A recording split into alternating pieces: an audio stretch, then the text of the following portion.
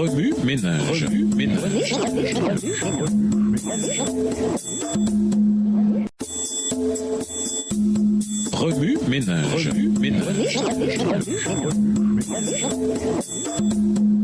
Bienvenue à votre émission Remue ménage. Nous voilà à la leçon 8, d'esclave à héritier. Ainsi tu n'es plus esclave mais enfant, et puisque tu es son enfant, Dieu te donnera l'héritage qu'il réserve à ses enfants. Galates 4, verset 7. Il y a une différence entre un serviteur et un fils. Un fils n'est pas enchaîné et a une expérience plus vaste qu'un serviteur. Édifier le temple du Seigneur. Lisons Galates 3, les versets 25 à 29.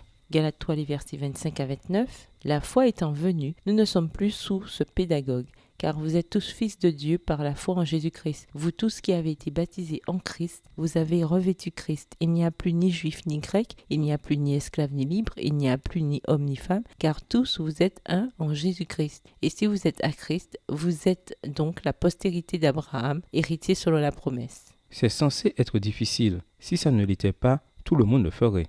C'est parce que c'est difficile que c'est formidable.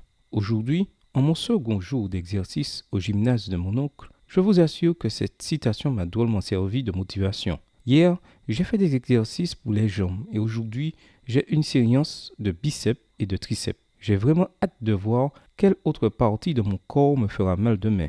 Mon oncle, un expert à la matière, a mis sur pied un programme hebdomadaire et des séances d'entraînement quotidien personnalisées. Les exercices qu'il faut faire pour travailler tel ou tel groupe de muscles ainsi que la période de récupération qui les accompagne n'ont pas de secret pour lui. Il sait ce qu'il faut faire pour atteindre l'objectif.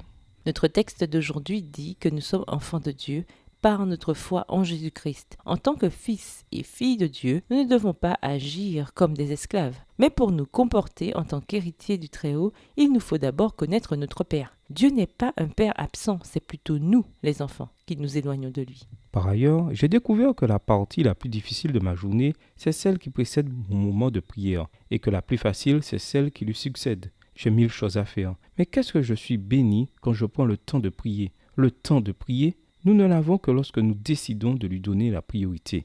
Le culte personnel du matin, c'est comme s'habiller pour aller à l'école ou au travail. Qui, en effet, voudrait quitter la maison sans avoir rien sur le dos? Ceci dit, gare à la prière précipitée. C'est comme partir de la maison après n'avoir enfilé que son pantalon. L'acte qui consiste à revêtir le Christ chaque jour par la foi nous rend tous égaux et membres de la famille céleste, quelle que soit notre origine, notre ethnie ou notre sexe. Lorsque nous revêtons le Christ, nous revendiquons notre droit dans la famille royale. Nous pouvons marcher avec l'assurance d'un prince ou d'une princesse, parce que notre Père, c'est le roi des rois. Lorsque les choses se corsent un peu, n'abandonnons pas notre foi, revêtons plutôt le Christ plus que jamais. Je vous encourage à essayer la foi qui vous façonne, vous renouvelle et fait de vous la personne que Dieu vous destinait à être à la création. Au revoir. Et à demain si Dieu veut. Remue ménage. Remue ménage.